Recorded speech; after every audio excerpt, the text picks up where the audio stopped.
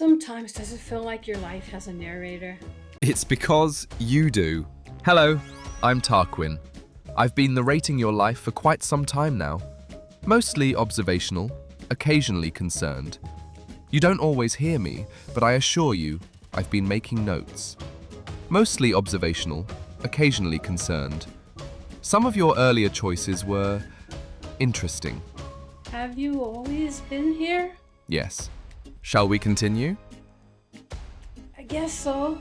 Very well. You see, there are days when nothing is technically wrong, and yet Miriam checks her banking app with the emotional posture of someone bracing for impact. Not because she's doing anything glamorous. She's not purchasing a vineyard. She's not hiding assets internationally.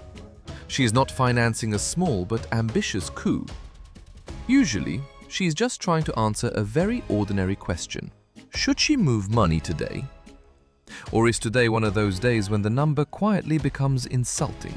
People like to imagine that starting over ends in arrival. A person makes a bold choice, moves abroad, changes everything, begins again.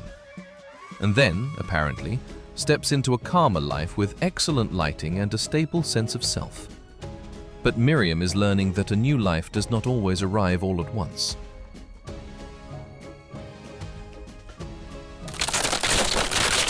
Sometimes it arrives in pieces, a routine here, a grocery store there, a favorite coffee order, a few familiar streets, a sense of home that starts to form, while underneath it all, the scaffolding still shifts. Because quiet is not the same thing as solid. And starting over, it turns out, can feel strangely unstable. Stability usually begins with something very small. A purchase, a transfer, a bill, a number on a screen. Nothing dramatic. That is part of what makes it so effective. From the outside, this would appear to be an ordinary adult woman having an ordinary adult morning. And in a sense, it is. But inwardly, Miriam is now participating in one of modern life's less glamorous rituals. The silent conversion of currencies while trying to maintain dignity. This many crowns, which means this many dollars, which used to feel like this, which now feels like this, which may or may not be bad depending on what happened overnight in a global financial atmosphere Miriam did not personally authorize. I would just like to say, in my defense, that I did not move here expecting my emotional well-being to depend on how much money shrank between accounts. I thought the problem would be bureaucracy, language, paperwork, or maybe a weird little appliance. Not currency mood swings. One of the oddest parts of building a life in another country is that a person does not simply leave one system and enter another. That is the fantasy version. The real version is messier. Miriam lives here, but not every part of her life lives here. One currency here, another there. One bureaucracy here, another there. One set of rules here, another somewhere in the background, still requiring attention like an X that handles forms. So even on peaceful days, life can feel split. Not in a dramatic identity crisis way, in a practical way. A payment is no longer just a payment. A number is no longer just a number. A simple decision is no longer entirely simple. Because when a person lives between systems, ordinary life starts requiring interpretation. And interpretation is exhausting. I just want to buy one thing without having a financial subplot. There is a special kind of fatigue in never being fully native to the invisible logic holding your life together. Not lost, not helpless, just never completely off duty. Always translating. Money, expectations, urgency, risk. What counts as expensive? What counts as worth waiting for? What counts as normal? You know what's fun? When something seems reasonably priced in one currency and vaguely insulting in another. That's a nice little emotional enrichment activity. People tend to think the hardest part of starting over is making the big decision. Leaving, moving, changing everything. But that is not always where the instability lives. Sometimes the instability lives in the long middle. After the brave choice, after the move, after the dramatic part people understand. In the stretch where life has changed, but has not fully settled into its final shape. Temporary spaces, long timelines, unfinished plans, waiting, recalculating, trying to feel rooted while still living inside transition. From the outside, Miriam may appear to have arrived. Really? So today I left my bag here on the tram. Well, not quite made it, but she's trying. She lives here. She shops here. She has favorite places here.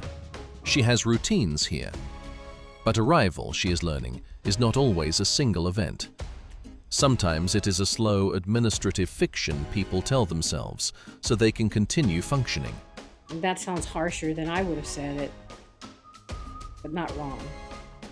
There is also the larger problem. It is not only Miriam's life that feels unstable at times. Modern life itself has become harder to stand on without noticing it move.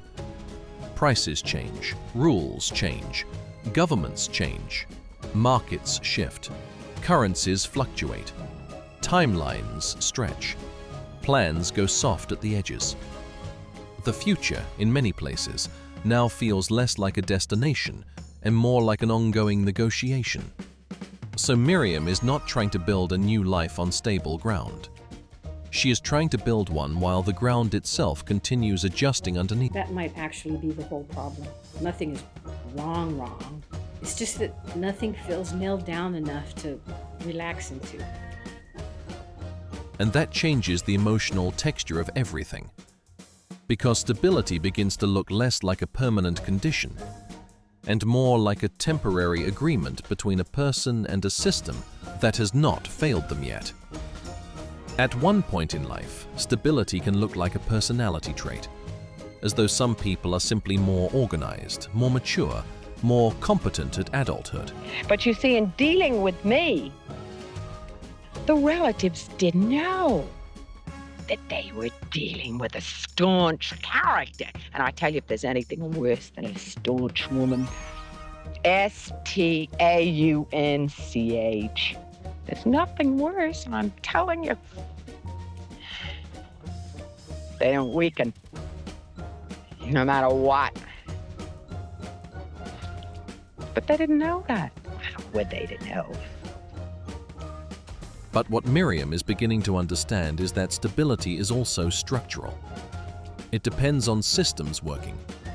It depends on numbers staying within reason. It depends on rules remaining legible. It depends on tomorrow resembling today closely enough for a person to make a believable plan. And when those things wobble, the emotional feeling of life wobbles too. Even if nothing is technically wrong. There is something humbling about realizing how many invisible systems once helped life feel stable without ever needing to be noticed.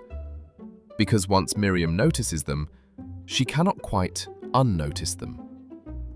Money meaning what she thinks it means. Rules staying roughly where they were. Processes remaining recognizable. Tomorrow behaving enough like today to support a plan. These things once lived in the background. Now they do not. And that may be one of the hidden difficulties of starting over. It does not only require a person to build a new life, it requires them to build trust in a life that still feels, at times, structurally provisional. Not because Miriam made the wrong choice, not because she is incapable of making a home, but because building a life and trusting a life are not the same thing. One can begin long before the other catches up. Miriam thought starting over would feel like freedom, and sometimes it does. But sometimes it feels more like learning how much stability depends on things nobody mentions in stories about reinvention. Systems, numbers, timing, waiting for your new home construction, rules, structures. Invisible agreements that allow ordinary life to feel ordinary. A new life can be the right life and still feel precarious while it is taking shape. Those things are not opposites. A person can be grateful and unsettled, hopeful and uncertain, at home and still not fully anchored. Maybe that is part of what Miriam is learning now. Starting over does not always feel like standing on fresh ground. Sometimes it feels like learning how to stand gracefully, while the ground is still moving. Gracefully might be overstating it. She came looking for freedom. What she found was something harder to name.